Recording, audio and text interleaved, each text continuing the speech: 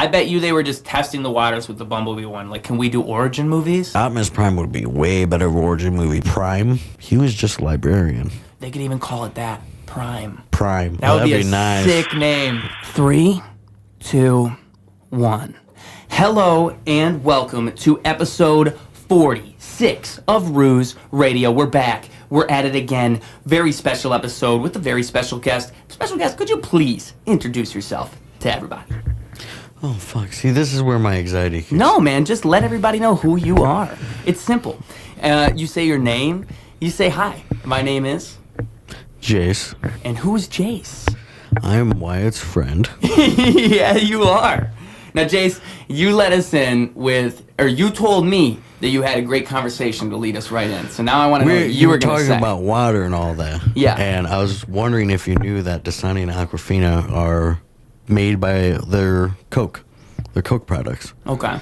And both those waters have chemicals in it. Not chemicals, but things in it that purposely make you dehydrated. In Dasani water? Yeah.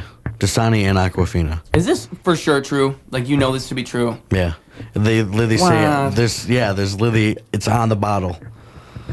Now, you can check on the back of the water bottle, and one of the things that's in there is something that completely dehydrates you. no way. Yeah.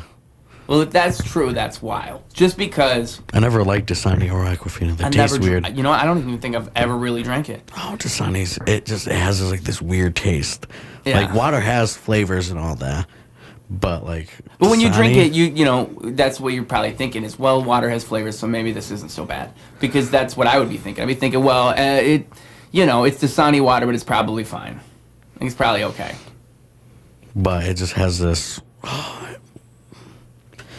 It kind of, when it, like, I can seriously, when I drink it, and literally I feel the dehydration. Mm-hmm. You know what? I don't even think that's a conspiracy, though. Because that seems like something you would do if you were a water manufacturer. You'd be like, you know what? How do we get people to drink more of our water? It's right on the back of the bottle, so you can seriously check as one of the ingredients on there. But I'm explaining to you why I would believe it. Because, of course, they would do that. Dude, Eddie loves Dasani, too. I don't know how he does. Because he probably is hooked on it. Oh, I love how this water makes me thirsty, and then I can drink more water. Probably. I can't even blame him. They got him hooked. Like, that's the thing with... Addicted to water. It's crazy to me that that's how they would get you addicted to water, because that's the one thing that isn't really so addictive. Like, everything you drink gets you addicted to some extent. Everything you eat, you even might get hooked on to some extent. But water's that one thing. Mozzarella sticks, yeah. Fried food in general, you can get hooked on fried food pretty easily. Quick. You eat one fried food, and then you're like, you know what? I want to fry everything from now on. That's how I feel. Deep fried hamburgers, hot dogs. I'm thinking, how do I get a deep fryer in my house? Even for me, that's too much, bro. A deep fried hamburger? Yeah, bro. That sounds too... I haven't tried it, though. I would, but I couldn't do it myself. I don't... What if it was delicious?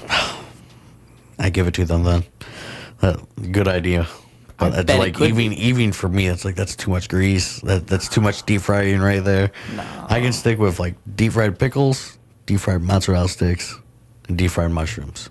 What about deep fried candy like Twinkies and Reese's? I've never tried those. Oh, that's what got me on to deep fried Oreos. Yeah. At carnivals, at Hometown Days. They had deep fried Reese's at a carnival once, and that was what they had it at Hometown Days years ago. It was super expensive. Good. It was not. It was like $2 or $7 for two. I mean to say, it was very expensive. But it was like they melted on the inside, so it was already melted Reese's in between the fried bread. Oh my gosh. Bro, that sounds too good. It's too That's good. too much money, though. My sweet tooth would be like, yeah, no, I'm going to have to. You know what it makes me think is, you know how cheap I could make this at home if I had my own deep fryer? If I just had a deep fryer and I had 2 Reese's candy bars. Just 2 little things. You don't even need a deep fryer. You just need an oil and pan. Don't you have to... What's the breading they put on the outside, though? You need that. Yeah, but you use, like, flour, egg, and that breading. So those are all the steps. How do you cook it? How do you cook it? Do you know? Because I don't know. You do the flour first. For Reese's, it might be different. But, like, for deep fried pickles, you could really just do flour and the breading. But what I do is flour and then the egg, and then do the breading, and it sticks all in it. Just plop them in to the oil, let it fry. The oil. So when you say pop it in the oil, what oil are we talking about? I use canola oil. And you just put that in a pot? Really? Yeah, and just boil it. So we're just talking, we get canola oil, we put it in a pot, we do all those other things. I'm glad I'm getting this on record because that way I can go back and go over it. Yeah. I don't have to remember it. So literally just look it up on YouTube. You don't need a deep fryer. It's not all all right. But how long do you keep it in the oil? All depends on what temperature you need to add. Usually it's 350 that you need to add. Okay. But how long? 5 minutes? Until golden brown. Aha, of course. Just like anything. Yeah, there's not really a minutes to it. It's just until you think that it looks good or to your appeal. Yeah, and a lot of people, I've noticed from being in a food environment, a lot of people don't, with rolls, you'll see a lot of people don't understand that rolls are perfect when they're golden. You wait till rolls are golden. If you see rolls that aren't golden, those aren't rolls yet. Yeah, those aren't. People don't get that. People don't get that. Texas Roadhouse rolls with the cinnamon butter. Well, Logan's Roadhouse rolls are very delicious. Yes. They're very good when done right. I don't know if Texas Roadhouse, I've never had their rolls. Bro, their rolls are really good, and they have the cinnamon butter with it. Oh my god, dude. Oh yeah. It's addictive. I bet. You want to go there just for the rolls. Yeah, I bet. Oh, I haven't tried them. You said what kind of butter? Garlic butter? Cinnamon. Oh, cinnamon butter for their rolls. Yes. That's an interesting choice. It's so addictive. It's because they give you free rolls and all that. Oh yeah, that's part of the experience. Yeah, so if I'm at Texas Roadhouse, it's just nonstop, just eating them, and I have to stop myself because I'm the food's not even here yet. These are just the rolls. I'm I can't. I'm like that when I go anywhere. I mean, you wouldn't know, but I'm a little fat boy on the inside. It's kind of crazy. Bro, I know so many thin people that can out-eat me. It's ridiculous. My buddy Tim, we went to Albatross, and he literally out-ate me. We got the same exact thing and all that, and I'm like, bro, what the hell? Shout out Tim. Yeah. Really? How much can you remember how much he actually ate? Do you remember what he ate? We got the same exact thing. It was a burrito, or this long with white cheese sauce, the queso sauce on it, and when you say this long for the audio listeners, you were talking 2 feet. It looks like about 2 feet. a foot easily, probably. All right, still a foot for a burrito is a long burrito, especially if it's stuffed. I think it was only 5 minutes of eating, and he got done before me. I'm like, dude, what the hell? Wait, so he eats fast? Oh, see, I don't eat super fast. I just eat a lot. We kind of have having a competition a little bit, basically eat how we're just eating normally. Both of us just are fast eaters, but he's a faster eater than me. Now I used to be able to eat a large pizza, but my stomach has changed and I can't do that anymore. I can only eat 3 slices, I'm done, or even 2 and I'm done. Oh, the pizza eats you, bro. I don't know why. It completely changed. My stomach completely changed. Can't eat that much, but he literally could eat a whole pizza by himself if he wanted to. He must have that sauce. He's just got it. Whatever it is, he's got it. I could eat a whole pizza by myself if I wanted to. It's these thin people, man. Yeah. They can out-eat the fat people. It's incredible. It's incredible. I was going to say it's impressive and incredible. That's a new word, incredible. It's incredible. But yeah, that really, I feel that way sometimes because especially when I work out, if I've been working out, you get really hungry, and I've read stories about how that goes. People who are bodybuilders, especially The Rock. If you ever look at The Rock's diet, it's inhuman. But here's the thing. It all depends. The strongman competitions, which is the world's strongest man and all that. Dude, their diets are crazy. 20,000 calories, just for breakfast. Oh, that's what I'm saying. But here's the thing. They do that because they burn basically almost all that while lifting. And if they didn't have that sustenance, you wouldn't be gaining back. It all depends on the physique you want. For strongmen, the strongman competition, they are that big for a reason. Like one of them looks fat, but it's just all abs. He literally, you can see abs on his fat, right? And all well, that. It's because and he needs that food to sustain the muscle, rather than fat. Like he's sustaining the muscle. And I can't imagine what would happen if they stopped eating. Or just ate less. Yeah, it would actually be very hard for them. Yes. Yeah. Because they're not used to it. And their body needs it at that point. Yeah. It's so used to it. That's why they're that big. Uh-huh. And like sumo wrestlers. Oh, I can't even imagine. Like, oh my gosh. Like I looked up a video about like sumo wrestling and what they do, and it's crazy. It's not like, oh, they're just fat and all. No. Like they do some pretty impressive shit. Like they have a training they go through and all that, and they're like, yes, they're big, but it's because they have to eat that much. Mm-hmm. Like they eat a shitload, like probably even more than the strongmans. Ah, you're right. You're right. And well, of course they do. But the only thing I would say in the difference between those two is probably that it's just a sport. I would say a sumo wrestler probably has less of a restrictive diet. They can probably eat more than what the bodybuilder could eat. Yes, because they really only need muscle in the legs and the arms. Yeah, and because there's no punching in sumo. There's pushing. You can pushing in palm. There's no punching though. Oh, so that most of their muscle is in their legs and their arms. I didn't know that. Well, of course it is. Dude, most big people... Of course it is. Look at them. Most big people, like even me, my calves are just all muscle. They look fat, but it's just all muscle right there. Yeah. There's barely any. My advice is if you ever got in a fight, use them legs. Use those legs. Seriously. Even me, my calves have always been strong. Like, now I work out. I've worked out for the last few years, but my calves have always been, because I always just walk a lot, ever since I was younger. So I think that people who walk a lot, or if you're carrying a lot more weight, your calves are going to be strong as hell. Oh, absolutely. Yeah. Because you're going to be needing that for support. Definitely with big people. Mm-hmm. Once, like... Yeah, I don't know how, but like when I like got fatter and fatter and fatter, I just got more and more calf muscles. Yeah, I bet. Because your calves were naturally building up to support the rest of the weight. Yeah, so when I go to the gym and all that, I'm doing... I do upper body, but I'm doing more legs. And I would like my legs to be able to support me and not get weak. Of course. And you want to maintain that, of course. But when I get thin, my calves are going to be just...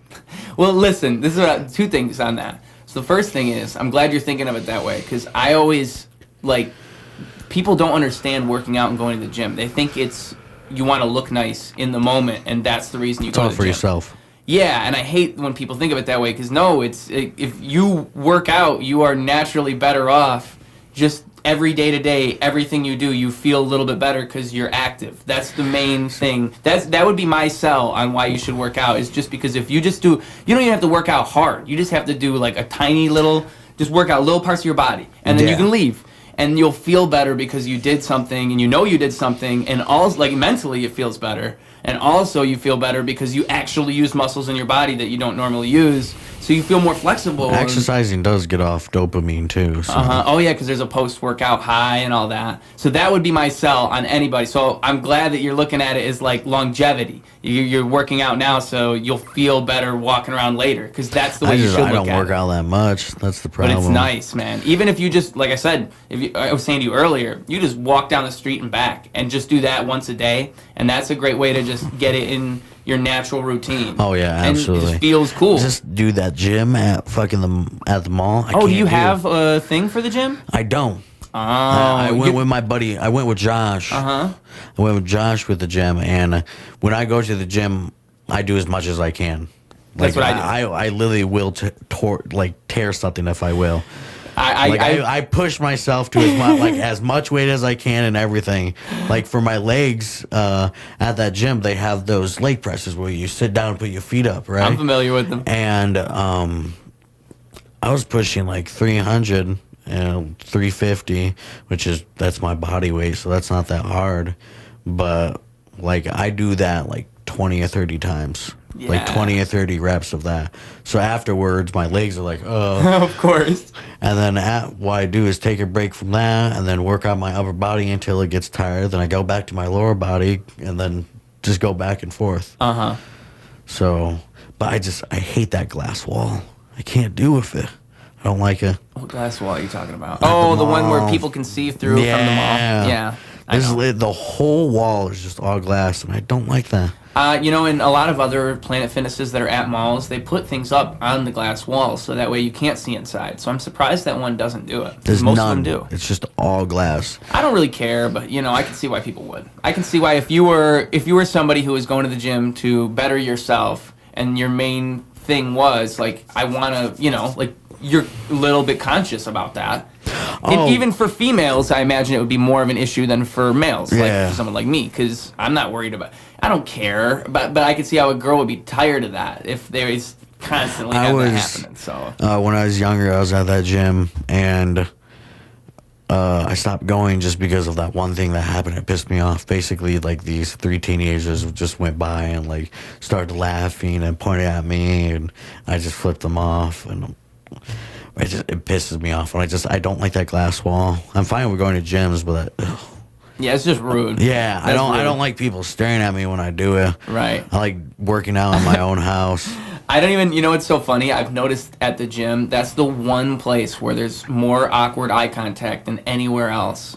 I don't know what it is, and maybe it's my fault, but like constantly, I don't know where to look when I'm working out. So I'll or if I'm done working out, I'm just sitting there in between workouts, or because I go through the machines. I just look at my phone. I know, but I barely look at my phone. I just got my headphones in. I'm just listening to whatever, usually a podcast or something. But then I'll look around and I'll scan, and then just naturally I accidentally make eye contact with somebody, and then we look away because I'm not gonna stare at you while we're working out. But it's the one place where that happens so many times in one. For me, I don't stare. I just concentrate on myself. I don't. Oh, I don't mean to do it. I don't look or anything. Good for you. Good for you. I'm not even meaning to do it. I'm not trying to. I know, I can tell when people are staring at me, so I'll quickly glare at them, and then they would turn away. And it's even worse when you weren't looking at them, and it just looks like you were. I was just staring, right in front of me, not even looking at you. Why are you staring at me? What's the point? Yeah. I mean, I'm not a starer. I'm not. I'm really not. I just have ADD, and my eyes got to look around. Fat guy going to gym. Not that unusual see. Yeah. I wanted to say, too, I'm jealous that you have a lot of muscle to start from, and I was saying this to you the other day, and you just said a minute ago. Once you do that for a while, and you start to, lose a significant amount of weight, you just got so much leg muscle going on. Oh, you're gonna be you will be a beast. You will be a beast legs, at that point. Yeah. Because you'll have tree trunks supporting you. Like I was saying, I want to turn all my upper body, fat in my arms to muscle, and that's what I'm saying right now is if you pulled that off, you would look like a straight up bodybuilder. And there are people I see at the gym where I imagine that's where they started, and then that's where they are because they're there and they're big, and you can't just get there. Yeah. You have to have a lot of either fat to start from, or that's just your body type. People have different body types. And so if you have that body type and you get muscle on top of it, that's when you start to just Hulk out. And you see a lot of people like that. And that's why that's like professional wrestlers. There's so many of those guys that are just huge. Oh, yeah, they're just definitely gigantic. And they wouldn't be that way unless, all of them have different weight classes, too. Of course. Even UFC fighters, the same thing. They're all different. Yeah. But they're very strong. Flyweight, lightweight, weather, welterweight, middleweight, light heavyweight, and then there's just heavyweight, which is the last one. Heavyweight. Now that would just be something and beyond, 500 and beyond, probably. If that's the last one. Not 500. No. I don't know. I don't know what they go up to. I think it's about 250. For heavyweight, not even 200 is heavyweight. 200? Hold on, I'm trying to... Oh, there it goes. Sorry, the camera wasn't recording for me. But 200 is heavy. That can't be. That would be too low. That sounds like it would be middleweight, or whatever the middle one is. No way, it's 200. What kind of people are we talking about? UFC fighters? Yeah, no way. Because, they got a lot of muscle, but I would imagine it'd be 2... Maybe I'm wrong. Because I guess they probably they're a lot of muscle and no fat. Think about it that there's flyweight, then there's lightweight, and then there's welterweight, and then there's middleweight, light heavyweight, and heavyweight. Yeah. Their pound difference to featherweight to lightweight is only 5 pounds. Once you go like 5 pounds after like that, or even 1 pound above the maximum of flyweight, you count as the next league of like lightweight. Like even if you're over a pound, like for UFC, you have to stick to your thing perfectly. You have to stay the same weight that whole time you're training and everything for the fight. But then you can switch weights in between fights. Yes, if you wanted to.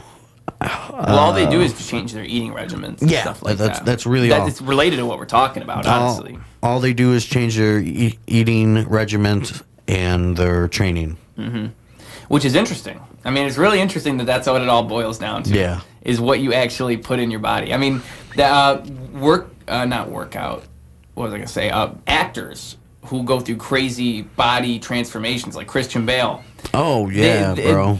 They're interesting, but they're so unique in what they are because they're doing crazy stuff. Those are dangerous. That's what I'm saying. Dangerous. That's dangerous to the body. That could be harmful from going to a movie that you have to be really like big and muscular. Going to another movie, you have to be fucking scrawny and like thin as hell. Like that's dangerous. It's incredible that he actually did that. Like if we're talking about Christian Bale in particular. Some people I know think like acting's easy, and it's like, oh, all you need to do is act and have emotion.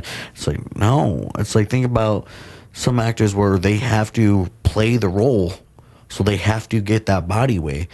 That's what it is to be an actor. You have to be that role. You have to be perfect for that role. Yeah. And the other thing I was going to say is that you can't be a fat dude playing a thin guy. No, so you have to do that. Yeah, so if you're a fat dude, you have to lose weight and get thin to play that thin guy. And even the act of convincing yourself that you're someone else and doing that and being a good actor on camera, I would think that would be quite difficult for most people. Some actors get fully in character. Yeah, or even just even the people who don't. Like, just to have a camera be on you and then all of a sudden now you're a different character and you have to play that 20 different times, 20 different takes, in 20 different ways. Sometimes you have to change your voice too. Not even like for cartoons and all that. Like in live action movies where it's real people, they have to change their voice to act that character. Right, like right now, I have to be a cowboy and that's this whole film. Like Johnny Depp and Willy Wonka. Yeah. Well, and with those types of roles, they even invent the voices. The actor themselves are partially involved in that. I guess I was watching TikTok and it was on Johnny Depp just basically came in one day and started talking to Willy Wonka's voice and even threw like the guy off. He's like, oh, okay. Well, that's starting somewhere. That's getting somewhere right there with that voice. And it's crazy because that does not match Johnny Depp of how he looks like now. No. Thinking of in the Willy Wonka voice. It's hilarious. Well, I mean, it shows what an actor he is, honestly. Because, I think to encapsulate a character in that way would be difficult. There's different type of actors and all that. There's one, like, you think about where, for Lord of the Rings, for Gollum, Smeagol, you don't see him in live action. No, but there's a lot of emotion in that voice. The guy has to match that thing perfectly. If we're talking the difference between those, like voice actors and actors, there are voice actors that knock it out the park. Like you have superstar voice actors. Dude, some voice actors are like. I mean, Mark Hamill's a good example. Mark Hamill's one of those voice actors that name recognition because he did the Joker. What's the other big character he did? Chucky. The Joker and Chucky are both him. The Joker from the older cartoon, the older Batman cartoon, one of the iconic Jokers, and then you got Chucky, the original Chucky guy that voice. Played Luke Skywalker. The same guy who played Luke Skywalker. He played Chucky. Yes, I did not know that. He's a crazy good voice actor. He played Chucky. Yeah. And he even did in the new film. That was what was exciting about it. Is he reprised his role I didn't as know Chucky. That. Yeah. I did not know he voiced Chucky whatsoever. Doesn't that show how good he is, though? Like, you wouldn't even place his voice on that. What? But he's so good at taking his voice and doing so many different things with it. Definitely. That's what makes him so good, is that he's not even doing the same thing in those different roles. Rick and Morty? Yeah. The guy that literally voices Rick and Morty, he does so many other voices in that cartoon Isn't that the guy? Is that I can't remember his name. Dan Harmon. Is that Dan Harmon that voices him? Because it's Dan Harmon and the other guy that makes the show. But I've never really watched Rick and Morty. I'm familiar with Community. Oh, really? I can't believe it, dude. Rick and Morty is so good. It's a nice, like, just something you can watch. Like, it's an adult film. It's an adult cartoon, basically. I love it. So, what do you like the most about Rick and Morty, then? Oh, that's hard to say. Is it? Yeah. Because I just never... It's the because same... I like the whole like story about it. Where Rick is a genius, but then as you're going through the seasons, he has a secret he's hiding and all that. Then you find about like there's other Ricks, like there's literally like a Rick council and all that, and like the main like it goes in like season 5 came out. They had so many theories about Rick and Morty and what's going on. It's a show that you can watch specifically like for theories or try to make up theories for. Interesting. I know that it's like you said, it's an adult show in that sense too. Like there's a lot to grasp onto. It's not like a regular animated show where I shouldn't even say that. It's just not like a regular show. A lot of shows in general, it's very simple nowadays. Yeah. And I know at least with Community, Dan Harmon is good with his humor, and I imagine that humor carries over. I don't know if you ever watched Community or not, but that show's great. But that's all him. I've watched it. The other guy who made Rick and Morty is who? What's his name? Do you know his name? No idea. But it's a different guy who made other stuff too. But yeah, I can see that. There's a lot to think about. Do you have a favorite season? Because I know there's been a few seasons now. Do you think the beginning of the show is the best? Do you like a certain season the most? Season 5 right now, the newest one is my favorite. Really? You like the newest one the most? Yes. I feel like that's probably a controversial opinion. Probably. Everything we say is probably controversial. Yeah, nowadays. Yeah. Nowadays, you got to be careful. Now, we might say that, and then somebody will show up to my house like, hey, you said that about Rick and Morty? I'll be like, no, I didn't mean it. I didn't mean it. I promise. They got pitchforks. How dare you not watch it yet? I'm sorry. I'll get around to it. I'll tell you, it was because it's the same thing I was telling you about anime. It's harder for me to get into an animated show because it's animated. I got a monkey brain. It's as simple as that. I have a monkey brain and I like seeing other monkeys on the screen. And when I see cartoons on the screen, it's just harder for me to connect. But I did mention that one, I was about to say Akira, but that is a car company. You know the movie I'm talking about, though. It's that old anime. Yeah, Akira. Akira. Okay, it sounded like a car company to me. No, it's not. Akira, that's the name of it. I got it right. Yeah, Akira. I did my first guess. That was guess. made in 1990. I thought it was late 80s. Might have been the late 80s or early 90s. Mid 90s, yeah. But that movie was fantastic. Loved it. Dude, and the animation was great. The animation was completely even more up to date, like beyond that year. I would say that's what kept me so interested in the movie, was mainly how good the animation was. The story was good. The story was good, but then the animation on top of it just makes you want to watch the whole thing. Yeah. So that's the type of animation that I feel like would really bring me in, and that's what I was saying to you. But that even movie, my mom's gotten into anime. That one did it. She's watching Attack on Titan right now, and she just had to move over to Hulu because what the hell, Netflix? We got one season. Hey, let me just have this be my public protest to Netflix. Okay, Netflix, get your act together. This is my question. I have Hulu Live, right? I have the basically Hulu Plus. And season 4, part 2 of Attack on Titan, there's not really a lot of dubbed. So for that dubbed, I have to go to one that doesn't say subbed or dubbed. It just says the name, and it is dubbed. It's like Adult Swim, but there's ads on it. How am I paying for a plus edition for Hulu and still getting ads? Right. Maybe you got to pay for the plus. Maybe. I don't see how else. That's wild. I didn't think they had like hoops to jump through like that. I thought it stopped after you paid for the plus. No, I didn't even know they had a plus. It's basically a plus. It's like Hulu Live, basically. No. So you pay for this Hulu Free, which is with ads, and this Hulu Plus, which you pay like what, $10 a month or something for, something like that. And there's no ads. But if you search up some like series, they would have that little lock on it in that corner. If you tap on it, it's a Hulu Live Plus or whatever. So you can have live shows that's going on for like Disney X, and ESPN, all that. Like they have that live.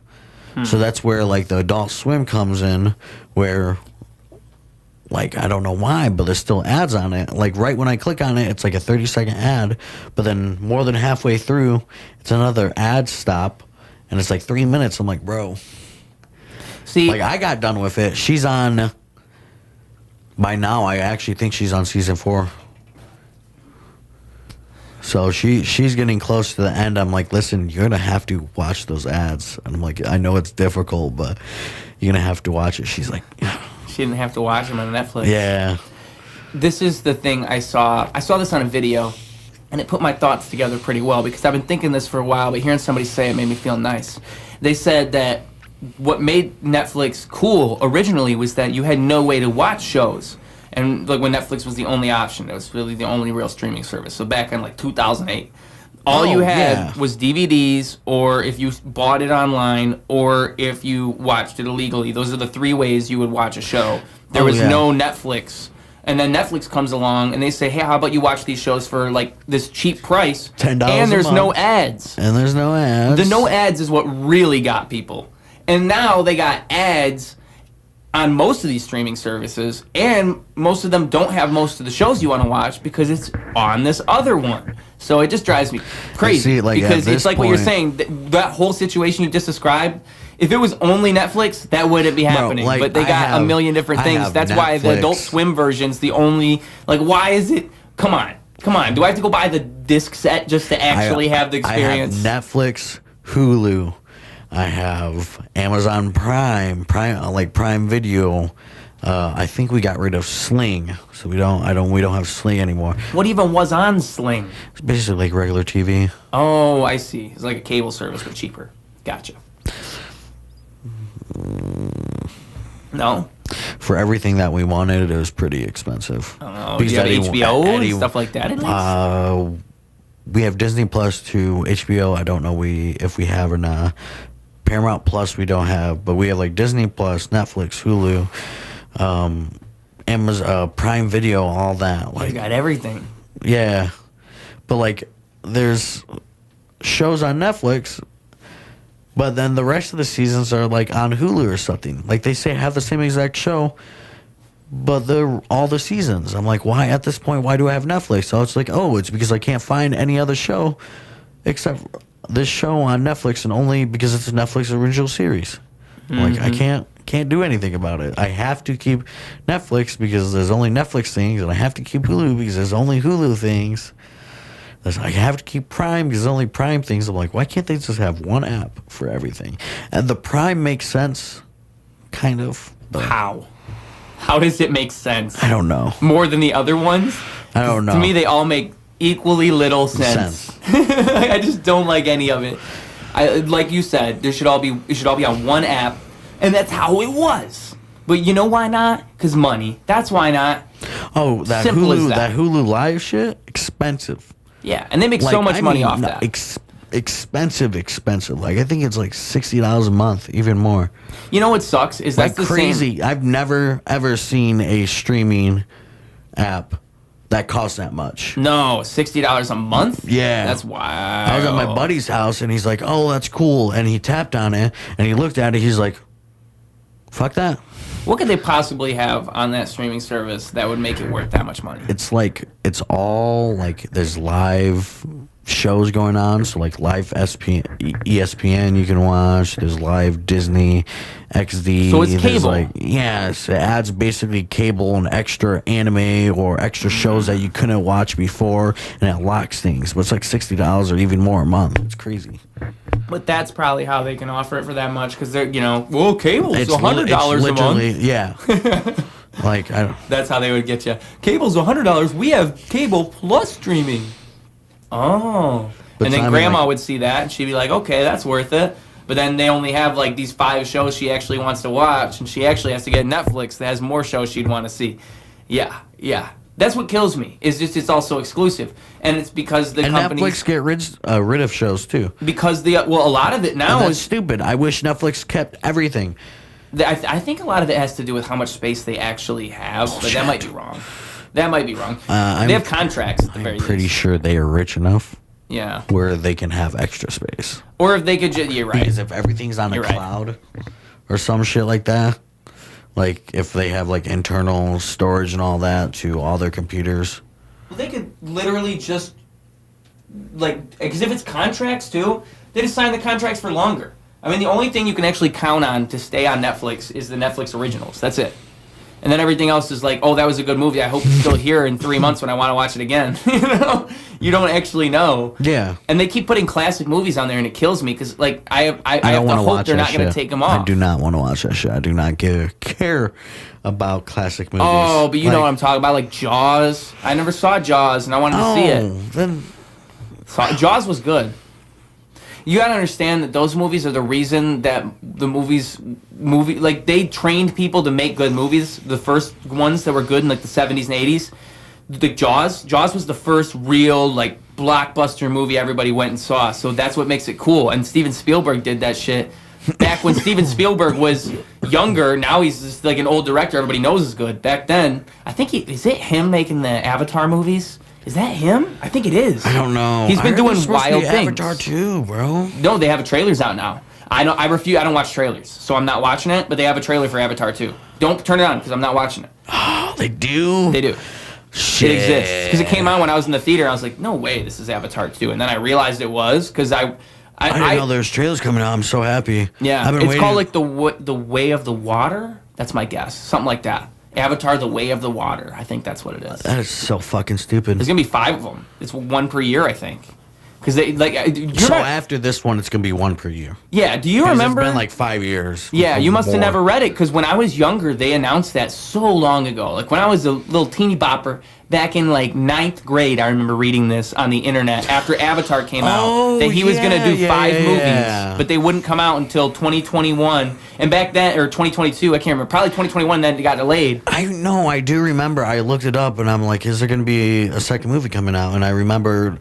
I went to multiple different websites and they're all saying he plans on making 4 more. And you're just thinking, what? How? How does that even make sense? There's only 1. Because the first one was good, and the first one you could even end right there. Of course, and that's what's weird. That's what's interesting about it is. But even for me, I'm I wanted that to continue. I want what since he's now basically an avatar now. What are they gonna continue? How are they going to continue? I feel like it's interesting because mainly based on the spectacle of... I even heard new Transformers supposed to be coming out next year. Is it James Cameron? I think James Cameron might be the director that we're talking about for Avatar. That I will Google because I don't want to keep saying Steven Spielberg when it's James Cameron. I think it might be James Cameron. Yeah, even recently I heard Transformers was supposed to be coming out a new one next June. Who's directing it? Who's working on it? That's my question. Because if they had a good names attached to it, though. Is it going to be Mark Wahlberg again? I don't know. Because Marky Mark was in a few of those movies after our boy 420. Oh, Ayo. That's how they know it's not live because we just said it's 420. Yeah. All right. So what was I looking up? I was looking up who was directing Avatar. I think it's James Cameron. I'm almost positive. The Way of the Water. The Way of Water. I can't believe I got that right. My brain works in funny ways. Yeah, it is The Way of Water. That's I didn't even watch the trailer. I just walked past. So who's it, James? Is it James? Oh, let's find that out. Director, Avatar director. I just saw Way of Water and I felt very good about that.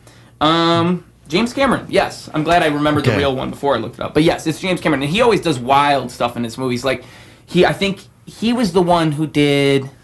Was he Jaws? I might have gotten the whole director of Jaws wrong. It might have been him back in the day. But he invented a whole new type of camera for a certain movie.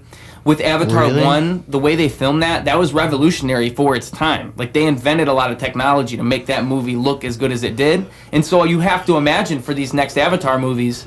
He's doing a lot to make them... Oh, CGI looks so good now, too. So can you imagine how good this movie's going to look? Because the first movie was a step up in the CGI we had then. Yeah. So if he's really pushing the bar, you have to imagine it's going to be a and I'm wondering if he's doing it with all 5 movies. That's what I'm saying. That's exactly what I'm thinking he's going to do. And like maybe each movie's going to have a different type of thing that he's going to do to make it look visually interesting, you know? Like maybe in one of them it'll be like this water thing. Maybe he's going to do a ton of water stuff that you just couldn't do with a film camera before, because that's the type of shit he'll do in his movies.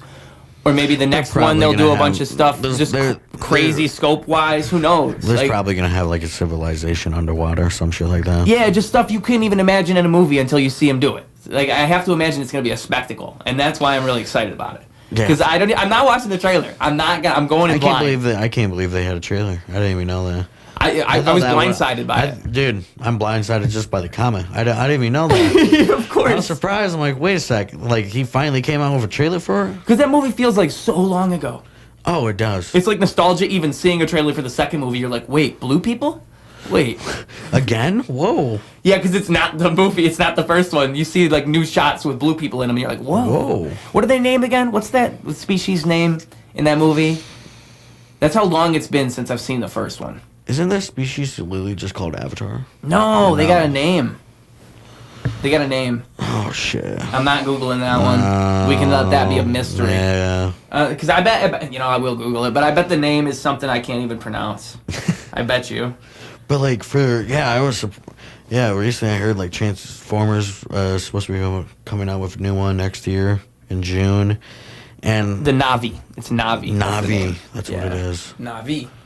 But continue. And, like, I wasn't disappointed by Bumblebee. By the movie Bumblebee. It's cool.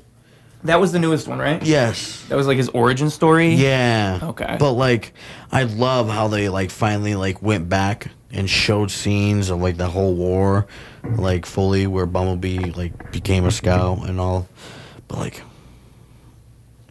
I wanted to continue from, like, the main story. Yeah. I didn't want to see that just yet. I can see that. And I feel like origin movies are usually... Unless you have really good writers, it's kind of a cop-out, because the Transformers movies have a lot of studio influence, so it's hard to trust those movies because a lot of it is just blockbuster spectacle and not so much story-based stuff, which is what people liked about the first movie, was the Shia LaBeouf, Megan Fox thing mixed with the freaking cars that are destroying everything. See, for me, I liked all the movies. And oh my God. I can't even say it correctly right I don't know what word you're going for. Can you describe the word? Controversial. Oh, that's controversial. Yeah. To like, oh yeah, it is. Yeah, it is. Because I would definitely say there was a change in quality. I loved every single one of them. Now, can you tell me how many there are? Because I don't even know where it goes. Transformers 1, 2, 3, and there's a fourth one, right? 5, 6. No. But what are They stop numbering them at a certain point. Because obviously Bumblebee is Transformers. Not, Transformers.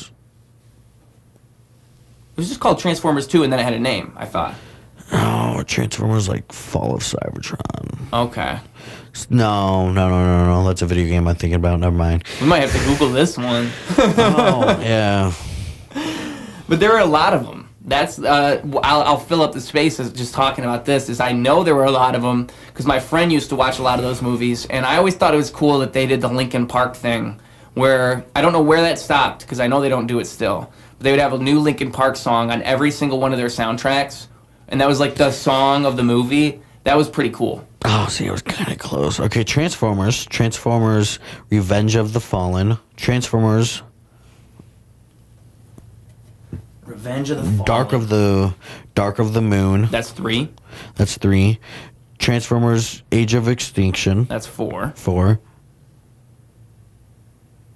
comes after that? Transformers: The Last Night. That's 5, and then Bumblebee. That's 6. So Mark Wahlberg was Transformers Last Night. The 7th one is already here. Transformers Last Night was when it switched to Mark Wahlberg, from my understanding. Correct? Or is that before that? When they switched from... 4. That's 4. 4 is when they switched. And then it was Marky Mark for the next 2 movies, and then he's not in Bumblebee. No, he's not. Because he couldn't be. Okay.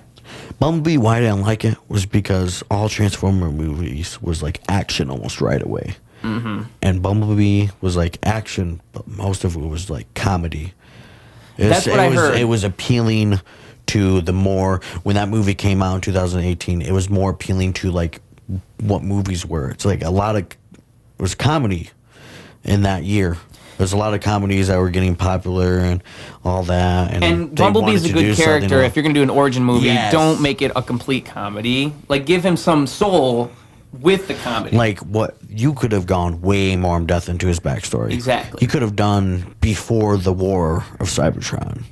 But they don't do stuff like that, because this is the whole thing I was going to say. At the beginning when we brought this up, is that the problem is that you have bad writers and bad studio influence that's going to influence the movie. Because as a fan, you want to see a Bumblebee origin movie. You hear that, and you're like, whoa, no way they're doing that. And then you see it, and you're like, oh, they messed it up. I heard about it. I was like, oh, this is going to be dope. We're going to see, before the War of Cybertron, we're going to see him, like, full origins, and when he meets Optimus Prime, and how all this happens.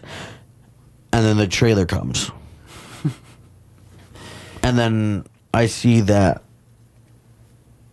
because what I thought they were going to do is I thought they were going to do the whole War of Cybertron and all that, and then him land on Earth and find someone, like, to, like, hide, like, to help him hide and all that. And it was just a little bit of his backstory, and most of it was on Earth. I thought, like, they were going to end on Earth, like he was going to come down, land on Earth, transforms into the vehicle, finds someone to help him. He gets attacked by, he gets attacked by Decepticons and all that. I kind of wanted that part of the story, but more of the before he even met Optimus Prime and all that. But I understand, because that's not going to be a lot of action, like... But they could find a way. Or they could make it interesting, like throw some stakes in there, make it... Or not even before the... Put it right in the War of Cybertron, right when Bumblebee met Optimus Prime, and then go into the War of Cybertron and how all that started. And keep Earth for later. Yeah. But they probably were thinking, well, that'll be too different, and people won't like it, so we have to have it on Earth. But they already have the 7th one here. It's called Transformers: Rise of the Beast. Rise of the Beast. We're in Transformers 7. So what could they possibly be doing different this time? Transformers 6 ended. Do you remember how I know nothing about these movies. Oh, you but don't. Everybody listening, be careful. Oh, the more you move around that thing around, it makes some crazy sounds on there, just to let you know. So be careful with that. But I would say with Transformers 6, I don't know anything that happens in any of them besides these Cliff Notes and the first couple movies, and the fact that Marky Mark's in the newer ones. I know nothing really. Maybe Optimus Prime dies in one, because I know that's an iconic moment from the cartoon. They probably had to have done that in one of the movies. But no, I mean, I really barely know anything about them. So, but I was going to say, anybody listening, if you're interested in these movies and you're worried about spoilers, skip like 10 minutes ahead in the podcast. Be careful, because he's about to spoil something. All right? Be careful. If you haven't watched 6, if you haven't watched Last Night, basically at the... You guys skip 5 minutes ahead. He's going to spoil number 6. Yes, it was 6. Okay. So, how 6 is that Optimus Prime basically got, like, mind controlled. Oh, no. Yeah, that was the whole thing. Like, Bumblebee was fighting him and all that. And he got mind controlled because of there's this transformer, but she's basically like a god. So she like took control of his mind and all that, made him fight his friends, but the Earth's core, two Transformers lore. The Earth's core is a transformer. The Earth's core is a transformer, and the Earth is just built on top of that transformer. What happens if it transforms? I see.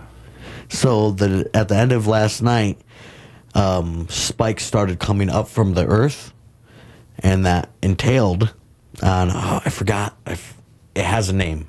The transformer has a name. The Earth Transformer? Yeah. The Transformer. He's evil, pure evil. Unicron, that's his name. I feel like I've heard that. And so the whole lore of it is that the Earth's core is a transformer, and that transformer's Unicron. At the end of last night's, some like spikes, these weird spikes started coming from the ground. That's supposed to hit as Unicron is awakening. Oh. Yeah. That could be. That's probably the worst possible thing that could be happening. The rise of the beast. So it's going to affect everybody on Earth. If he transforms, the Earth will get destroyed. So that's what they have to fight to stop. Yes. And we're talking Marky Mark. Who's the lead in this movie? It might be Marky Mark. It might be because it's Marky him Mark for a couple movies. That yes, would close off the trilogy. Because you might be right. It might close off. This might be the last Transformer movie unless they're going to be making one more. Oh, they'll keep going. They make so much money off these damn things. I bet you they were just testing the waters with the Bumblebee one. Like, can we do origin movies? How about Optimus Prime next? You know? See, Optimus Prime would be way better origin movie because that wouldn't be comedy. That would be if they nailed it, if they got it right. Because that'd be origin. Yeah, if they did it right, where it was like the beginning of the war and the war just started, and because Megatron is basically like his brother. Okay, my question is, are they born? No. Are they built? They're built. The god, like I was saying, she is, I think, one of the creators, or she is the creator of them. Okay.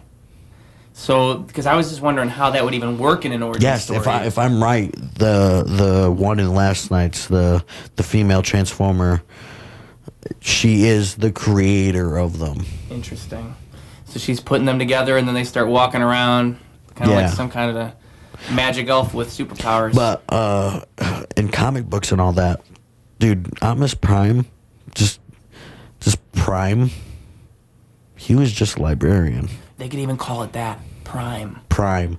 Yeah. Just Transformers Prime. No, or just Prime. Prime. That would be a nice, sick name. Because if I'm correct, Optimus... Wait, no. No. He had a different name before that. Optimus Prime is the name of the wielder of the Optimus Prime. So that's his nickname. It's not even his real name. If I'm correct. Oh, wow. But he literally was just like a librarian in the comics. That would be an interesting story.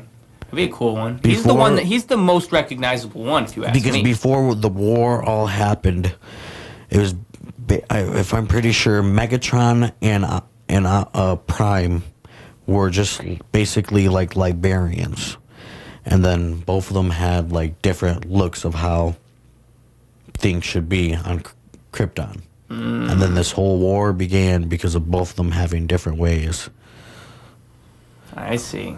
But and there you go. You got your conflict for the movie right there. Yeah. So I was wondering if they are doing because like Bumblebee, it wasn't too bad. I liked it. I did. But it's not how I wished it was. I wish it was I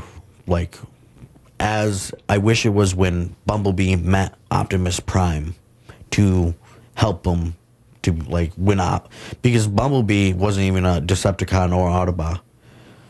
Because in the Cybertron War, they basically had Autobots, Decepticons, and then neutral, and anything else in between. And Bumblebee was just one of them, and then he went on the Autobot side. Neutral ones are the ones you got to watch out for. Yeah. They're going to switch sides on you. You already know. Come on, that's Street Knowledge 101. That's how I thought the Bumblebee movie was going to be, where like Bumblebee meets up with Optimus Prime and he joins the Autobots, and they continue the war on Cybertron, and then like he goes down to Earth, and then you see him scan the vehicle to hide, and then just credit scene. And there you go. Yeah. Because that'd be a stupid ending, but that's really all you need to know. You don't need to spend all that time on Earth, because that's not the notable part of the story. Yeah, that's his original form. That's what everybody originally knows Bumblebee as. And then as a fan, it's all you need to see, because it's like, oh, he just drove off, and then now he's in the movies. I bet you a lot of people would have loved to see like a full movie about just the War of Cybertron. I thought they were going to do that. You know what they could even do with that? You could just have an end like that, and then have an end credit scene where he's just driving around in the background of other scenes. Yeah, they could have just removed. They didn't even need to like do a Bumblebee origin movie. They could have just do a War on Cybertron origin movie. Yeah, and how it like all started, or just pick up when it began. You have to think of, if you're the marketer, and how do you sell the movie? That would be a hard one to sell, but an Optimus Prime movie would be an easy origin story, and you just fit that story inside of the Optimus Prime movie, and I think that'd be the best way to do it is you have to get in the side of the minds of fans. Yeah, but I don't know why movie directors don't like. I mean, Marvel puts a lot of love into their movies, even though they do some silly stuff. They put a lot of love into them to the point where you can tell they at least paid attention to the comic book material, which is very essential, like we're saying right now. You need that kind of love to satisfy fans. They did fuck up, though. Massively. Oh, they do. I'm talking about have you heard of World War Hawk? World War Hawk? Hawk. No, Hulk. World. That's a hard one to say. Yeah. World War Hulk. World War. Say that 10 million times fast. World War Hulk. Okay, so what about that? So, have you watched the Marvel movies, right? The Thor Ragnarok? Yes. And how Thor went down to that planet? Yes. And in that junkyard? So that's originally where we could have gotten an extra Hulk movie. But they can't do Hulk movies because they're stupid contractual obligations, from my understanding. Oh. That's why they never did a Hulk movie, and he was always a side character. It was some stupid contract thing. It's so lame, because you had the perfect guy to play the Hulk, and you never did a Hulk movie. You just have him in the sidelines for all these other... That's why they try to make him the best in the movies when he's on scene. Yeah, and Thor Ragnarok was probably his most notable role in any of them. Yeah, but my thing is that I've been wanting to see a Hulk movie, and that World War Hulk would have been the fucking best one. Is it a very compressed version of that storyline? I have to imagine it is. Like, if it was all one movie, it would have been way Basically, more Thor never even shows up. Of course. In the comic books, Thor is not even there. Hulk goes to the planet. He becomes basically the champion and all that. Which would be very cool to see on the movie, in the film. And we see him as a champion. He's a champion of that planet right there for the gladiators. But Thor doesn't come down. It looks like he's orange. He has not Thor's hammer, but he has this hammer that has a flat part to it at the it's like this. It's like a dome. It's like a dome like this, and then it goes out and it's flat right here. Okay. And it looks like a ball hammer and all that. One side's flat, one side has that ball on it. Interesting. I wonder what the utility of that would be. And he's this orange dude. It bounces on this side, look. He's an orange dude, and he looks like a dinosaur or some shit. I forgot his name. But that's the dude that shows up. Thor never shows up. Thor was never there. Okay. And World War Hulk is probably one of the not the strongest, but one of the strongest. That version of Hulk? Yes. Oh, okay. Planet Destroyer easily. Because he would be sitting there training for however long he's there. Not even training. What happens in the comic books is that if I'm correct, he has a wife and a child. Mr. Hulk? Yeah. That's funny. And they kind of went that way, but they even screwed up that arc with Avengers Endgame, where all of a sudden Hulk can talk now, but you didn't get to see any of it. And his wife dies, and he becomes into fits of rage, and he goes down to planet Earth, and that Ghost Rider gets involved, and Ghost Rider looks into his eyes, and then basically says, "Okay, I see why you're doing this. That's understandable," and just leaves. Because Ghost Rider only deems people that are full of sins or all that, right? Yeah. And Hulk did all this because of a purpose. because of what happened. And his son, if I'm correct, World War Hulk's son it's Skar, Scar, something. And he's even stronger than his dad. Like, really strong. So, like, they completely missed that whole series that they could have done. Yeah, they could have had a whole second... Like, they could have mixed that in with She-Hulk. Like, not only you got She-Hulk, you got a little Hulk baby. Yeah. Yeah, that's even stronger than regular Hulk. And you know how much anticipation that would be for their new Avengers? You throw both of them in there, they have... But I don't... You know how great of a scene that would be if they say, oh, you have this, we have two Hulks. Call them back to the first Avengers movie, that'd be genius. But they can't do it because they're not going to have two Hulks. Actually, they probably will. They'll probably bring Bruce back for the next Avengers.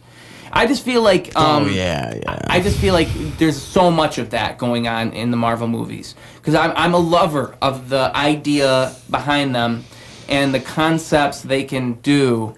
Did you see the new Spider-Man movie? Or, I'm sorry, the new Doctor Strange movie? No. You didn't see it. So it's still in theaters. Have you seen any of the latest Marvel shows or anything like that? I haven't really seen any of them. I haven't watched Loki. I haven't watched WandaVision. I've watched What If, and that's really all. Okay. And What If kind of does their whole multiversal thing, which is weird, but it works, I guess. Well, it's because I know damn sure in the Doctor Strange Multiverse of Madness, there's... Did you see Spider-Man? Yeah. Because that did that with the story. They did include it in there. I mean, so the whole multiverse thing is what they're going for next. Yeah, I know, because they're going for multiverse of magic now. Which is fun, but at the same time, it's just some of the directions they're going with. It's understandable because there's Venom now, which is in the main Marvel. Well, if they integrate all that stuff, that's really the fun part. They already did. Sort of, kind of. They already did. It's not a sort of, kind of. Ed, well, if you watch the credit scene, Ed got teleported back to his universe. In the credit scene. Yeah, and Venom left like a little piece of him. He's basically in it now. But so we're gonna see is that later. The tease? Is that what you thought of that? That the little piece of Venom means that? That's in Spider-Man's world now. That's Tom Holland's Spider-Man's world. So that means Black Panther. That really any of them can be turned. Or be symbiotic with it. But I don't know how Venom is going to get included. Because we might see it go to Spider-Man first, or we might see Venom go to a villain first in the series and make it a big bad villain, and then it goes to Spider-Man.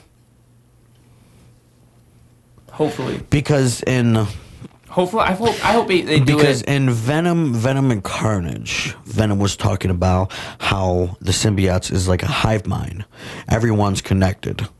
And even the Venom in a different universe, Venom is connected to it. So that's why when he saw Spider-Man on that TV, he immediately knew who it was. Because he has the information of a Venom from a different fucking universe. Well, and the whole idea was anybody who was there was supposed to know who Spider-Man was. That was at least the premise the film had. Yes. So that would be the other reasoning for it. So that it's like he says, I think in the beginning of that movie, he says like, "Oh, I'm connected to a hive mind," and symbiotes are connected to a hive mind and all that. And then it goes to the credit scene of him bringing along, to Spider-Man, him coming across the universe. And that's because, since he's connected to the hive mind, another Venom knew that Spider-Man. And guess what Spider-Man they're talking about? I forgot his name already. Oh, Tobey Maguire's Spider-Man. Tobey Maguire's Venom. Yeah. That's the Spider-Man. That's the Venom that he knew Spider-Man from. See, so it goes back to even the Spider-Man 3 movie. Yeah. That's what it's supposed to hint to. That's how Venom knew Spider-Man is because of that Venom specifically. Or other Venoms that also knew, because you have to imagine. Yeah, but we've only seen one live action Spider-Man movie with Venom. That's what I'm talking about. He's the one. Yeah, I think it's interesting. Because this is what I was getting at with the whole reason I love the movies is because the way that they do stuff like that, they're the first ones to really show how you can have a bunch of movies build up to something else, or even interconnect with one another. Oh, absolutely. And it hurts my brain thinking about, too, because I'm like, did they think about this from the very beginning? Did they plan all of this? Some of it. I mean, when it comes to the first couple phases or whatever, I have to go back and look at how they announced everything. But I know from phase 3, they had all that shit written down already. They knew what they were going to do for those 2 phases. Well, for phase 3, they announced from, I think, 2016 to, like, 2021. And maybe even before 2016, maybe it's 2014. And we're talking like they announced Guardians of the Galaxy. They announced the first Ant-Man and the second Ant-Man. They announced I think that was right before Avengers Civil War came out. They announced a new one too recently. Black Panther 2, I guess, is supposed to be coming. No, I'm talking about when they announced these movies originally. Black Panther was one of them. This is all phase 4. But we'll get to Black Panther 2, so I don't mean to interrupt. But then they go through all these movies. And then at the very end, you hit Avengers, I think it was Avengers Infinity War Part 1 and Part 2. And that was back when that was 6 years away. So you knew that all these movies were somehow going to be connected. But just seeing the way that they brought it all the way from the first Iron Man to the Avengers Endgame, and the way that those interconnect, I'll say that there's a couple things that are a little silly towards the end. Hulk. Like, I don't like the way that they incorporated Captain Marvel and all that in Endgame. I feel like that stuff was a little bit like, last minute, like all of a sudden now Captain Marvel's here. Why didn't she show up for the whole first half of the movie? Because that movie hadn't come out yet. Yeah. So there's like little things where now when we start adding in 1 million people, you start asking a little more questions. But I think that from that stretch, all those movies, especially the Avengers movies, it's something to behold. And you look at that, and you look at the way that the universe grows upon itself throughout the films because of the way they're constructed. Yeah. You feel like this matters because you're going to watch the other Marvel movie, and all this stuff is still part of that universe. Whereas sometimes you go to a movie, and it's cool, but it's just this experience that's going to end. So that's the stakes end there. My thing is that with Marvel movies, I wish they can do how the comics do, like exactly what the comic is, they're doing it, and it's similar. But like there's like things that are different that are massive, like such as what? Like I said, they didn't do World War Hulk. Oh, you mean like stories that they don't incorporate? And stories they don't incorporate, or they don't like. I can't tell you like exactly what is different from the comics, but I know like some things are different from the comics and the movies. Yeah, and they utilize characters in different ways. I mean, The Walking Dead's biggest mistake was that it strayed from the comics too much, and Game of Thrones died when it strayed from the books. Walking Dead should have died a long while ago. I know. And you don't have the... It's not even that good. I don't like it. That's very... People hate when I say that. I liked The Walking Dead for a long time. They lost I liked the first season, but like any... Dude, I can watch so many other shows that have way better gore. Oh, yeah. Well, like, dude, like, I understand, like, fake blood. Yes, I know. But, like, have you seen other shows with the gore and fake blood? Like, it's way better. Like, you can tell the blood's not real. Yeah. Yeah. And, like, they could add CGI to some of the zombies. And Season 1 was directed by the guy who directed the original House of the Dead. And all Season 1 was good. Season 1 was good, though. Season 1, 2, and 3 I watched. I actually liked that. You liked Season 2? Yeah. Season 2 is also controversial, the way they stop at the farm and all that. A lot of people didn't like that. I didn't like that. But I liked Season 2, though. And I like Season 1 and Season 2. Season 3 is the prison. Yeah, and I like Season 3. But, like, anything else after that, I really didn't... I can't blame you. I stuck around for longer than you. And I regretted it. Like, my mom's still on it, too. I'm like, why are you still watching she's still watching it? Yeah. Wow. I'm like, how like, she's been watching it since, like, Season 1. She's been... She's still rocking that If Daryl Dies We Riot t-shirt. Oh, yeah. Dude, but I'm just like, why? Like, it's just one of those, like, some of the series, like, I watch it, like, some of them just should die. Like, well, that's the problem. Some of them should die off right away. They go on too long, and then they lose their original identity. Because the show can be... Some of them should die right away. Yeah. But some of them, good season or two, you can get out of it. They have a nice Netflix show, and I love it, called, like, The Gospel Midnight or whatever. Okay. And it's The Midnight Gospel. I've seen it scrolling around, but I haven't watched it. Oh, my God. Think of it of like a podcast, but this guy goes to different universes inside this machine, and he does podcasts with other people. Really? Yes. Interesting. It's a multiversal podcast show. That's literally what it is. Wow. That's something. Was it like real people, or is it just people that are made up? No, it's like, hey, we're talking to Elvis. Hey, we're talking to... No, it's made up people, but they're talking to like someone real, like that's real. But like some of the like the last episode is like just sad because some of the episodes are about like life and all that. Like it's actually like deep conversations. Interesting. Netflix has got a decent amount of thought-provoking content. Oh yeah, definitely. Yeah, I do like that they actually do, because the thing about Netflix that is cool that I don't know if other streaming services that produce content do this, but I know Netflix has always been known for this, is they just kind of they give you a bunch of money and they trust you to make a good show. That's from what I've heard, that's what Netflix usually does. And that's why Netflix shows tend to turn out pretty decent, because there's not a lot of creative interference. This is not about Netflix, but I heard about this recently. So Winnie and Pooh, you know how when things get created, they have like a expiration date basically on the contract to when it becomes public domain. Winnie the Pooh finally became public domain, I heard. No. Yeah. And so we can all make Winnie the Pooh shows now? I heard the first one, like I saw on TikTok, they're supposed to be making a Winnie and Pooh fucking horror movie. That sounds good. Winnie the Pooh, Blood and Honey or something. It's a great name. I would go see that. I would pay money to see it in Winnie theaters. the Pooh, Honey and Blood.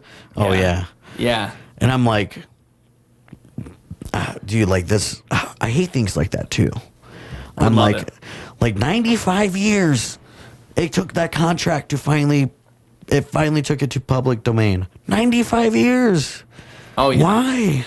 I mean, it bothers. To me, it's like 50 years. Shit, 40 years. It's annoying that you can't just invent things based on other things in general. Like, if it's too close to Winnie the Pooh, now we can't call it. No, here's the thing. Since it's on public domain, like, of course, like, we can, like, basically, like I said, they're doing the Winnie the Pooh horror movie now and all that. Oh, no, but I'm saying... But, like, you can't make a Winnie Pooh show close to Disney. If it's too close to Disney, Winnie the Pooh, then you can get like sued and all that. Yeah, I just hate laws like that in general. But I'm like, in my opinion, like, why does it have to be that from the very beginning? It's like, that's Disney's Winnie the Pooh, but why? How if, like, dude, think about like back when Winnie the Pooh was like made and showed. How about they immediately had a Winnie and Pooh horror movie?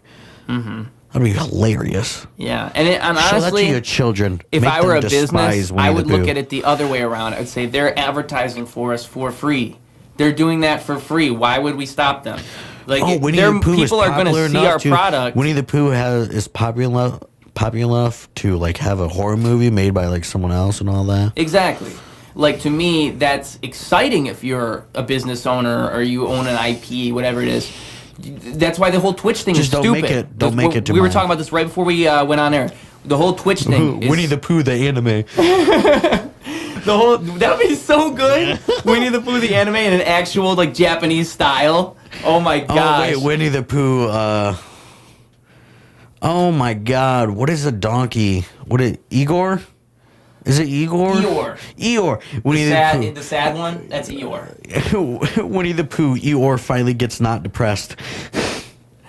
That'd be great. Or like they have in their horror movie, Eeyore is like the source, like his depression is super depressing, you know? Like they go real deep on that. I think the horror movie is supposed to be Winnie the Pooh and... They better go dark. I want to see it dark. What's that little fucking pig thing? Pig rat. Tigger? No. Piglet. Yeah. Winnie the Pooh and Piglet.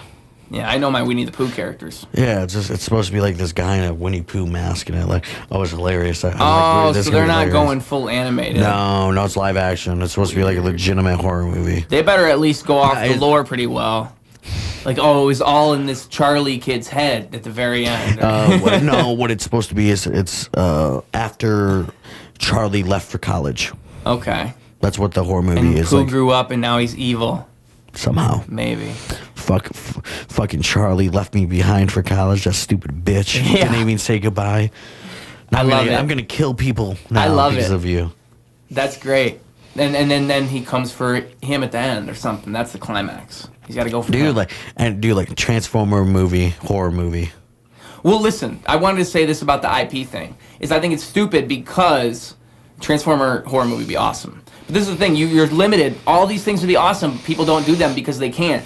And it's also the Twitch thing because of these stupid rules. Oh, if we didn't have stupid laws around music, you wouldn't ever have to worry about using a certain song in a certain video or playing a certain song on stream. What the fuck are radio? And you know how dumb it is to even have that rule in the first place? How can radios play the song that just came out, but I can't play on Twitch? Because they're getting paid per stream. But let me tell you, okay, if you were a smart artist, you wouldn't care if someone's playing your song for free as long as you're getting paid on the radio. Yes. Because you're getting free advertisement anytime anybody plays your song ever. And people are going to hear it and they'll be like, what is this? And then also the silent psychology of that, like, oh, this must be popular enough for this person to play it on the stream. Like, it makes you think the song might be more popular than it really is because other people are listening to it. So it must be a song that people like. Like, that's what happens in the back of your brain when you see a song played on a stream. So to me, it's so silly that businesses even care to tell you, hey, you can't put this on your video. You can't. Like, are you dumb? Like, if you wanted people to be more interested in your product, you would tell me you want me to put it on my video, and you would endorse me putting it on my video. So I don't even get those rules. Because they're so backwards, it makes people less interested in the music. Some of the songs are like old too, from like 2000. Yeah, you can't even use songs that are 20 years old. I mean, on YouTube, it's a little bit more liberal with it. They'll stick ads on your video because you can't get money from that. Exactly. You can't get money from the video. At least they don't take away the whole video. Yeah. So that do that at least, like shit. Exactly. That I'm okay with. It's just annoying. Just don't take my video down or tell me to change my video because I used a certain song, which they will do with some songs, just not every song. Twitch is stupid too. Twitch is worse than YouTube. That's the point I'm really making. Twitch is at least a little bit so fucking hypocritical. Yeah, I mean Twitch. I would like to invest more in Twitch. Like I've streamed on Twitch, and I could even get a capture card and just set something up to where I don't have to worry about because you lose a little performance playing straight off of the GPU onto the stream. Which makes it harder to play an online competitive game like Call of Duty, because I am losing a little bit of those frames, whereas normally I have mostly a solid frame rate. So when it comes to that, I would want to invest in those things and do all of that, but Twitch's rules are so silly. I'm worried I'm going to do one thing wrong and get a strike on my Twitch channel and have to worry about that. I don't know how long those last. Yeah. And I know, like, there's this guy who I met and I did an interview with. Want to get him back on the podcast. Shout out Petra Vita. Petra Vita. Vita. Very cool guy. He does freestyle streams on his Twitch all the time. He has a little presence on YouTube, but Twitch is where he's mainly at. And he freestyles on there. Like, there's a certain schedule. I just worry, what if I play the wrong beat? What if I do this? Are they going to strike me? Because he does it, so maybe you can get away with it. But... You know, and that's a good way to build a rap following is to do freestyle streams. So, but there's so many questions around Twitch that are just silly to have to ask. Like, well, what, can I do this? Can I do this? Because you really don't know. It would be nice if you could just do it. Literally, if you're going to be streaming on Twitch, you have to read the terms and conditions. And all of them. And finish at first, beginning to end, all. You got to put on your reading glasses and sit down, get your cup of tea. Yeah. Prepare yourself. Get a cup of joint, a couple joints, read it for 2 hours. You know, go sit outside, bring the laptop, let the dog out. Forget everything you just learned right after that then. Yeah, make sure you take notes, because otherwise it won't be a very stimulating experience. It's stupid. Nobody reads terms and conditions on anything. That's the whole trick behind them. And Twitch has just gotten worse. Only people that stream or they just go with it, and then if they get screwed over by it, then they remember not to do it. Yeah. I mean, you learn best by doing things. But I also think the problem is you obviously have a favoritism thing that will happen naturally, where if you're an account with maybe even just 100 followers, that's nothing compared to the guy with 100K. Yeah. So if the guy with 100K gets a few strikes, he can go and complain about it, and then his fans will all go in an uproar, and boom. But if you were the guy with 100 followers, that's going to seem like nothing. So it's very hard to fight those things unless you have a big No, the following thing as is, well. I remember a big Twitch streamer. I think it was Ludwig. Probably Ludwig. Yeah, he completely quit Twitch.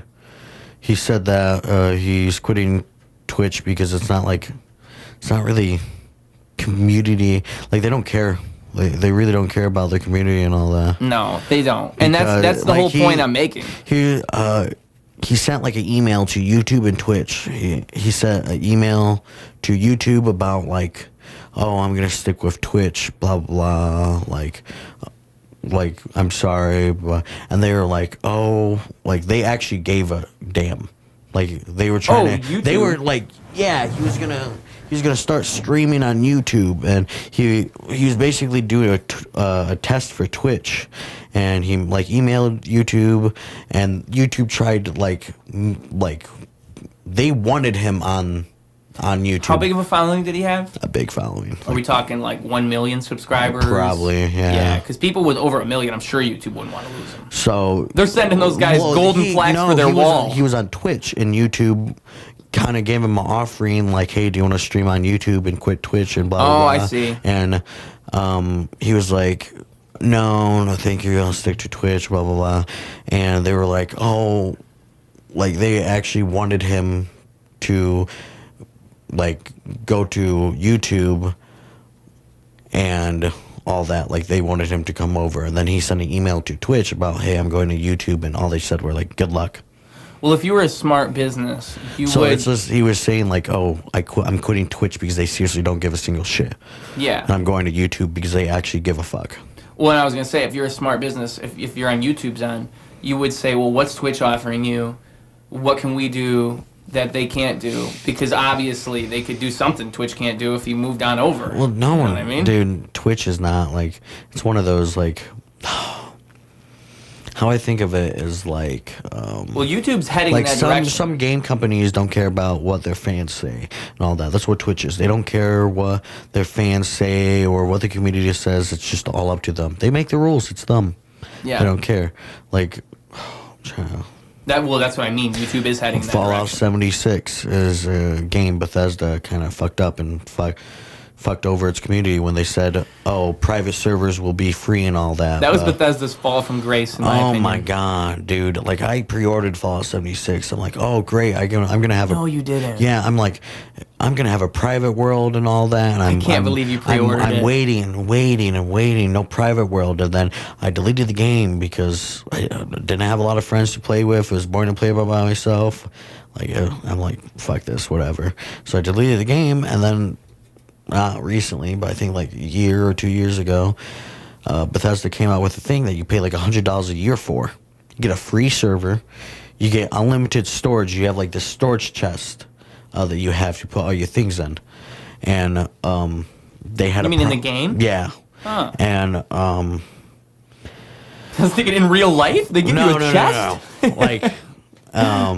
In the game, there's just a storage chest, so you create your base in the storage chest. It's almost like a Minecraft chest, but it's never-ending resources. Yeah. Gotcha. But it's like after a certain amount of weight is put into the chest, you can't put anything more into it. So when the game first came out, they were having problems with increasing it because if they increased it too much, then the server would start lagging out. And they said like, oh, we can't increase it anymore because it'll lag out the server. But then they add, oh yeah, if you spend $100, you get your free server. You get a server, you can have private servers that we said we would give you for free, but no, you have to pay $100 a year Which for. Is over the price of the original game. Yes. And, you get unlimited storage chests too. Unlimited storage. Huh, I thought you said you couldn't do that because of the server issues. And then they have other things that you get from it. It's like, bro, two of those things that you said, one of them you said you would give it to us for free, and one of them you said you couldn't give to us. Also, it's like, what the fuck? You have to be wary when they even say online game because that stuff is almost automatically, you can assume it's going to happen with an online game. Because it's pay to continue. That's what sustains the game. Is that you continue to put money into it. That's why Grand Theft Auto has had such a fall from grace as well. Rockstar Games in general is ever since they invested so much in GTA Online, their games have just kind of suffered because of that is a series that needs to die. Like Grand Theft Auto Online in particular, I would say. Yes. Just let that die and make GTA 6 focus only on single player. That's Get your mind out the gutter, Rockstar games. My thing is like, bro, you're focusing on GTA 5 Online. You keep adding all these fucking things and cars and like you were telling me before we played, 24/7 on GTA 6. I agree with you. Focus 24/7. Stop even devoting your time to GTA Online. Stop I agree with that. It, yeah. But they still have a player base, so they don't understand. They think, oh, let's keep making money. But the other thing is, because they just see dollar signs. That's the only explanation that makes sense for why they haven't invested hardcore in GTA 6. That game should have came out 3 years ago. But anyway, so when it comes, Rockstar's the one company I trusted. I can't believe what's happened with those guys. They're the one that I still thought, you know what, I can hang on to them. I believe in them. But just over the years, they've gotten worse and worse with their business practices. And then they just become like every other company. Same thing with Bethesda. If they don't come out with a banger soon, they are going downhill fast. But listen. So Red Dead Redemption 2 is the one thing holding them up. And then you look at like the way that they're handling everything since GTA Online. You told me earlier before we started the podcast, you said, I tried to go on GTA Online. I got it on there for about, what was it? 30 minutes. 30 minutes, and all you could do was just get murdered by somebody driving a tank around. Nowadays, it's flying cars that'll just shoot you from the sky. So it's like, if you're a new player, there's not even a reason for you to play this game because of the community and how it all works is it's literally so incentivized towards pay to play that there's no reason to play it unless you're going to spend a bunch of money. Money in that game is hard to get to. Like unless you're willing to waste hours and hours doing the same thing. I had one friend, he said basically playing GTA 5 just to get money is like fucking doing a real job to get money. Yeah, that's exactly it. And I'm like, why do you even play that? And he's like, because it's fun to play with friends. I'm like, dude, what the fuck? It literally is because you're playing the same mission over and over that has the good payout, and none of the other missions pay out like this, so you're just going to play the same exact one. In GTA 5, $1 million is not even a lot. No, so you're going to play it for a while. You're going to needing to get up to 150 mil, and there's glitches you can do that can get more, but they patch them. They patch them quick. And you wouldn't want your account to get flagged, because then you lose everything. And that will happen to some people. Some people not even for good reason. And then they spend 2 weeks not playing the game that they put all this money into because Rockstar flagged them for no reason. So the whole thing is just so annoying to me because Rockstar was before a good company you could trust to put out a single-player experience, which might have an online component, but who really cares? Where it's really at is their storytelling and how they're able to get you invested in these different characters. Like even Red Dead Redemption 2, nobody knew what it was going to be going into it. We heard prequel and we saw a trailer and we knew Arthur Morgan would be a different character. But like people now, it wasn't going to be the main character. You knew it wasn't going to be the same guy. We knew it was a prequel. You still see him, and that was cool too. But we didn't know that until the first trailer either. So there was so much mystery going into it. Is this going to be just as good as the first story? Red Dead 2 picks up right from Red Dead 1. Yeah, right and after they got on the boat. Well, and Red Dead 1 was such a good story. Oh yeah, it was probably my favorite Rockstar story ever because it felt like a legit Western. So for them to make I would argue they topped that with Red Dead 2. Absolutely. And so do a lot of people say this, that they even liked Arthur more than they liked John Morgan. I don't want to get John Marston. Yeah, I got way more attached to Arthur. Way more. I like the story of John Marston more, but I really like the character of Arthur Morgan. Yes. I like the story more of the first one, but the character development and how you see the character and how you get attached to the character in the second is a lot better. Because you actually feel like he does change throughout the story. They do it really well, and it's such an extensive story. I think there's a couple of different endings to that game too, if I'm correct. Yeah, but it's like most games. One of them he gets Red Dead spoilers coming in real hot right now. He dies. Yeah, he does. From lung issues. He dies in all of them. All of them he does? Yeah. Because think about it. His character's doomed as soon as they tell him he has that lung disease. Because it's in the past. They don't have any treatment for it. I forgot what the disease was. And there's even a moment in the story where you're supposedly able to see him get it. Because some guy spits in his face. And it's the guy that he went to go take money from earlier in the game. It was some farmer. So that was all part of the story. But as soon as that happens to him, it's over for him because you have no treatment for He that. starts coughing more and more when you get later in the game. And it even goes into the gameplay mechanics. Oh, yeah, it's shit. It's horrible. Yeah. Well, Lily, you can cough mid-firefight and you're fucked.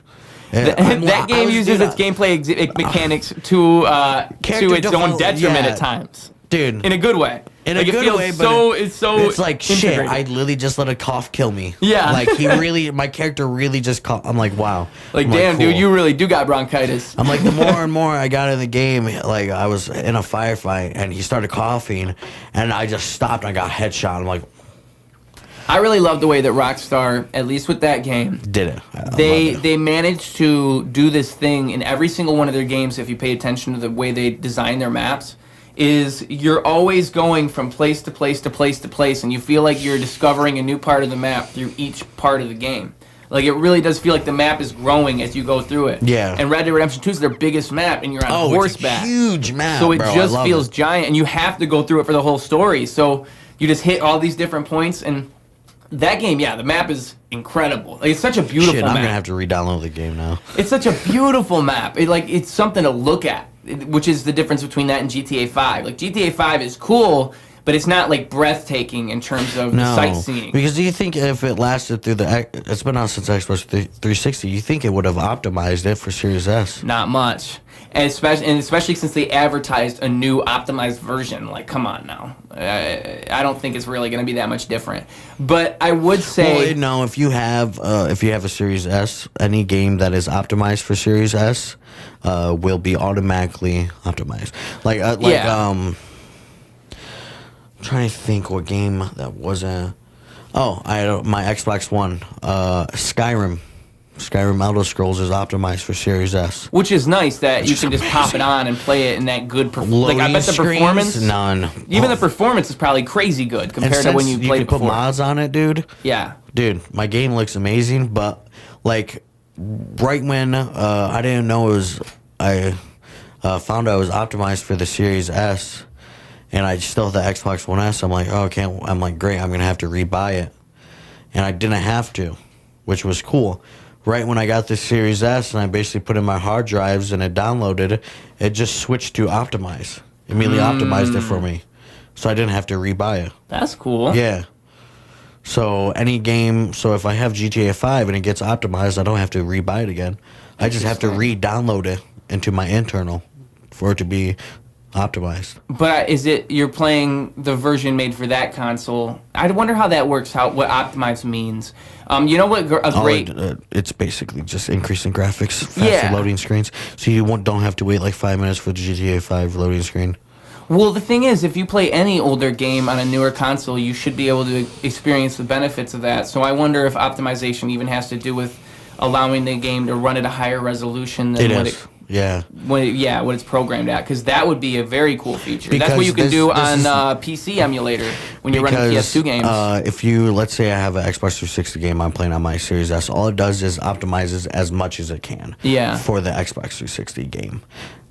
It doesn't like make it 4K, and it just optimizes it much as I can. Yeah. For games like GTA 5, it optimizes. When I say optimize, it's basically a game for the Series S. Cool. That's very cool.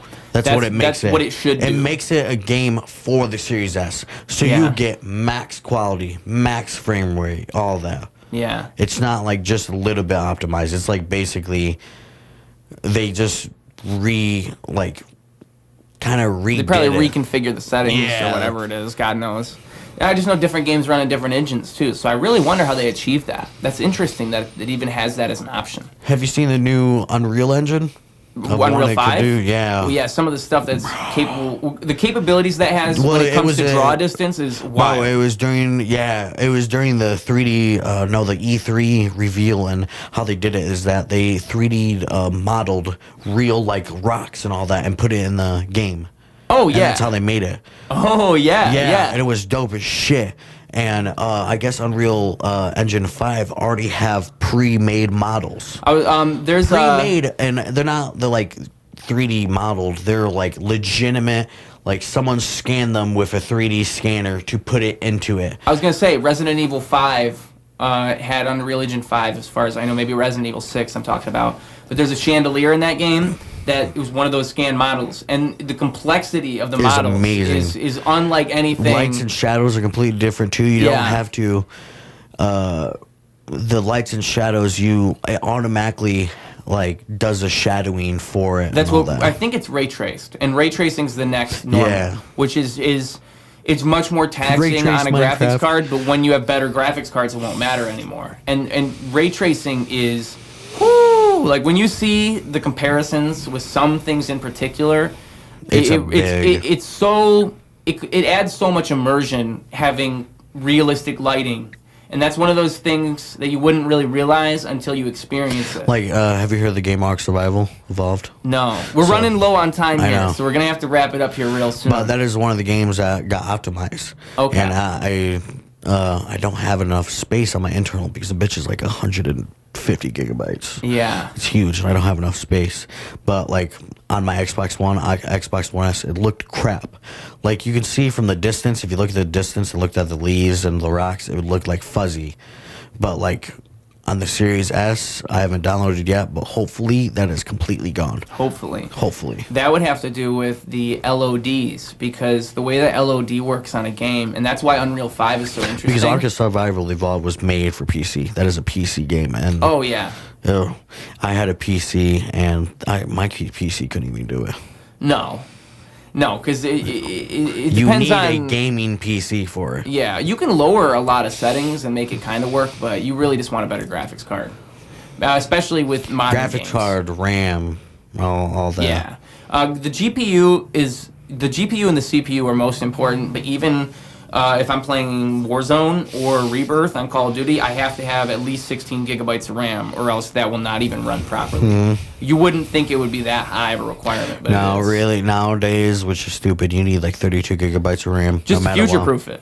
Because 16 is good enough, but games are going to improve a lot. Like the game Rust, which is that survival game, it's fully survive. Yeah. And that's the one where you can hear other people on their mics and all that. And, like, dude, you need a good PC for that. Like, my PC could handle it, barely. Because there's so much happening in terms of other people playing. And the graphics are extremely good, too. Yeah. And all that happening at once makes it so the game... If there weren't happening, the game wouldn't be the game. And so you need a computer that has a CPU that can handle all those different things. Yeah. Because... yeah, it's a lot for the computer to process. But even modern consoles are getting pretty interesting. They're getting pretty breathtaking in terms of the stuff they can do. I would still say PC all the way, but PC the consoles are cool. But consoles are going to be going to that point where at one point you're going to be able to take apart your console and switch it for parts and add more stuff to it and all that. Yeah, but when? That's my question. I'll give it... Because that's that. When we 10 years? 10 years maybe. When we get there, that's when they really catch up to PC. Because already right now, it's close to PC. Yeah. Because if you have a true 4K TV, 20 hertz and all that, like almost every game you're playing is easly running at 120 frames per second. True. 120 hertz. That's what it's like if I play 4K. On this PC here. Yeah. Like right now, consoles are just as good as PCs. As long as the games are optimized properly. And this is something that you see... And as long as you have the memory for it, too. Yeah, and obviously the better version of each console is the one you want to go for to future-proof it as well. But you see this throughout consoles' lifespans where the games will get better and the console will stay the same to the point where they'll utilize the capabilities of the console better, but you can also see the limits of the console. Like Red Dead Redemption 2 coming out at the end of the Xbox One's life cycle was the way you could see that. Because I played it on the original Xbox, like the basic version of the Xbox One, and I didn't realize how bad the performance was until I played it again on something else. And I was like, wow, I have no idea...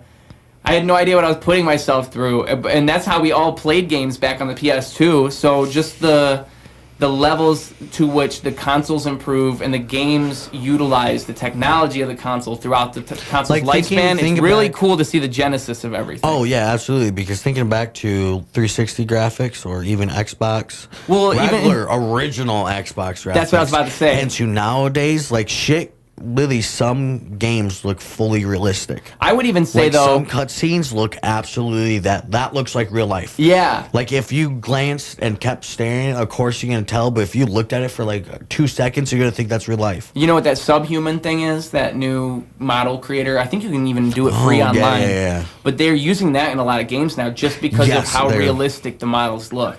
And it is you can go crazy in-depth realistic animation with it and all that. And the way they do it is like those models can be just integrated into any game. So they're using them for that Matrix game, which, man, like as soon as we start hitting because that Matrix game was just basically showing the Unreal 5's.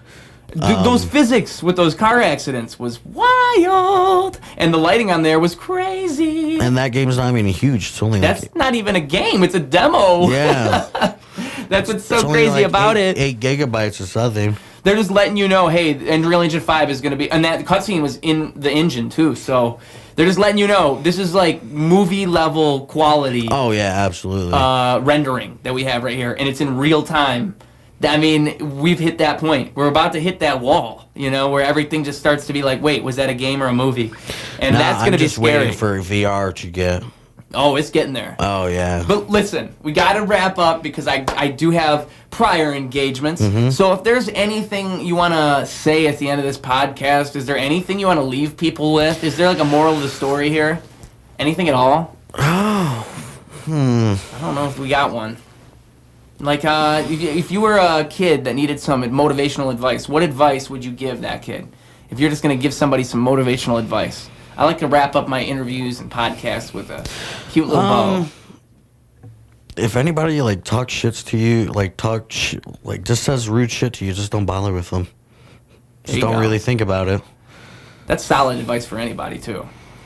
Just be yourself. And when you're being yourself, you will have critics, people, all right? And don't care about the critics. And you can't care about them. Fuck them haters. You know what? I invented a phrase, greatness is confirmed by critique. Ooh. Yeah. And that's how I like to look at it. It's like if somebody is criticizing what you're doing, it means you're doing something different. So, now, don't get me wrong. You can't use that as an excuse for everything. But you're going to have haters. Yeah. They hate us because they ain't us. All right. All right, and thank you guys so much for watching. Thank you, anybody if you stuck through this whole thing, you're a true rooster. You are the king of the coop and the coop troop. All right, you're our top rooster. We appreciate you for all being here. We appreciate you, Jace, for stopping on by. Thank you for inviting me. Oh, yeah. He got to sit in the couch for the very first time, the love seat. This is our brand new addition to the Ruse Studio. For all our listeners, they're like, what's he talking about? You'll see. Go on YouTube, baby. Thank you so much for being here. Everybody, thank you, thank you, thank you. I'm always so thankful, and you know why? Because God gave me this life to do so. I love ya.